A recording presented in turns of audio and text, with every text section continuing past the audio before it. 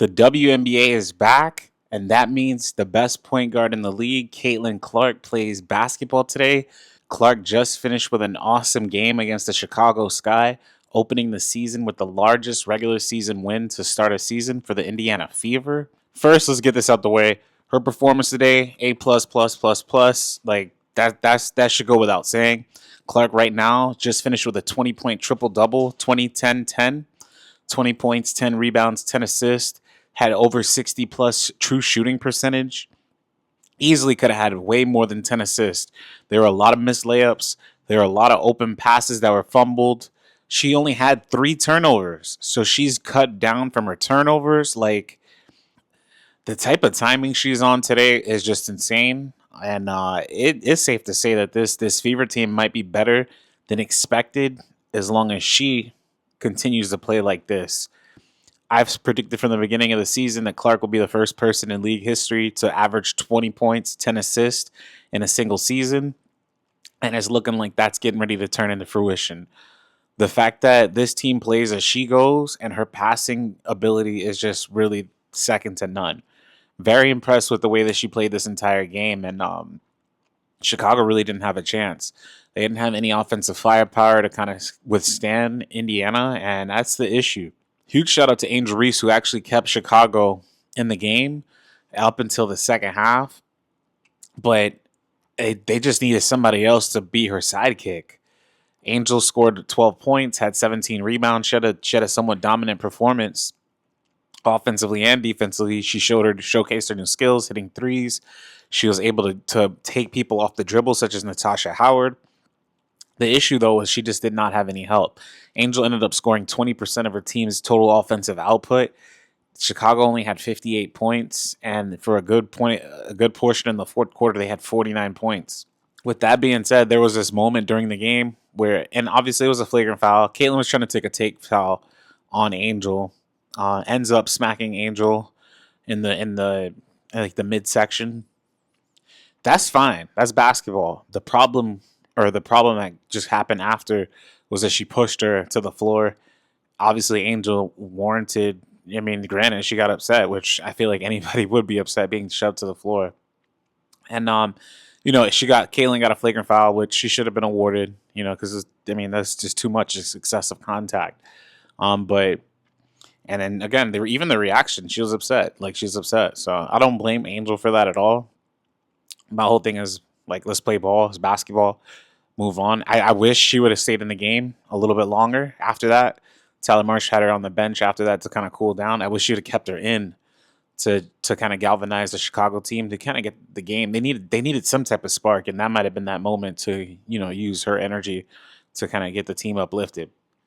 But back to Caitlin. I mean, monstrous game. Like the best point guard in the league conversations, that has to be that now it really is she the best player in the league? And I'm not willing to say that yet because you still have a world with Asia Wilson and Nafisa Collier, but she is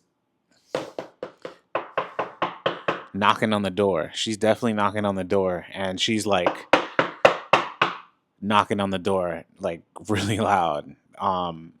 What a performance. What a performance. Let's get into some of these highlights because this is crazy.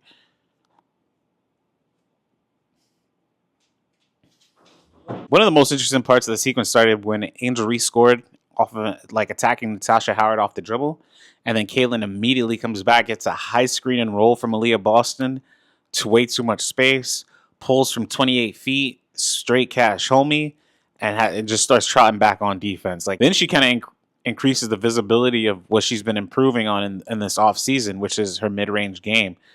She gets the ball from Aaliyah Boston, another high screen and roll. Behind the back, left-handed dribble, step back from the mid-range over Ariel Atkins, serviceable defender.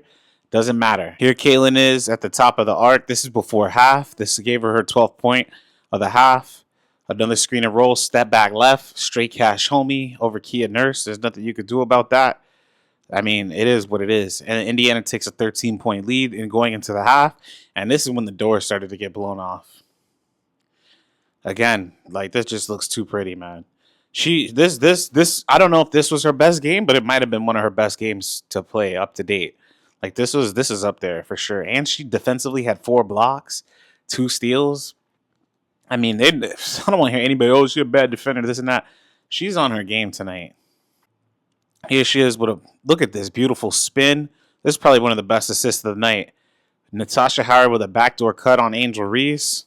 Layup with the lefty with a reverse. That was nice. That's a nice play. And then here comes the flagrant foul. That's wild. Again, it was a take foul. She pushes her. Flagrant. Like it is what it is. I guess this is she does too much on that. That's too much. And I don't blame Angel for getting upset the way she did. Like I don't blame her at all. She is visibly upset, yeah, and I understand. I understand every piece of it too. So Kaylin came back in the game. She later hit another 3, and then just kind of did her own thing. But the Fever looked like a championship team, and from the games, if they can get more defensive stops from Aaliyah Boston this way throughout the course of the season, they're gonna really do damage. Because you have Fee and Asia who are just dominant, right? So they're gonna score 20 to 30 points on any given night anyway.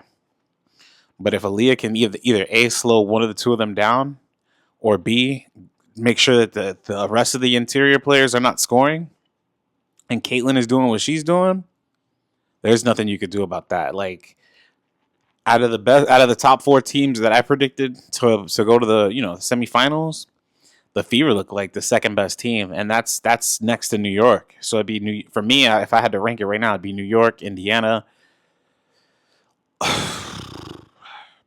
And I hate saying that about Minnesota because they played amazing, but they need Kayla McBride back before I could say that. Then I'll go Minnesota and then probably Las Vegas. So what a dominant performance by Kaylin. Shout out to the Fever. And also some things to highlight. DeWanna Bonner walking in third all time on the scoring list, beating one of my favorite players all time, Tina Thompson. So that was great to see. So shout out to DB for doing that and getting that record. But Indiana they're playing like on another level because Kaylin is playing on another level. So shout out to Kaylin for doing what she's doing. And if y'all enjoy more of this content, peep these videos where we speak more about Kaylin as well. We got another video right here about Kaylin.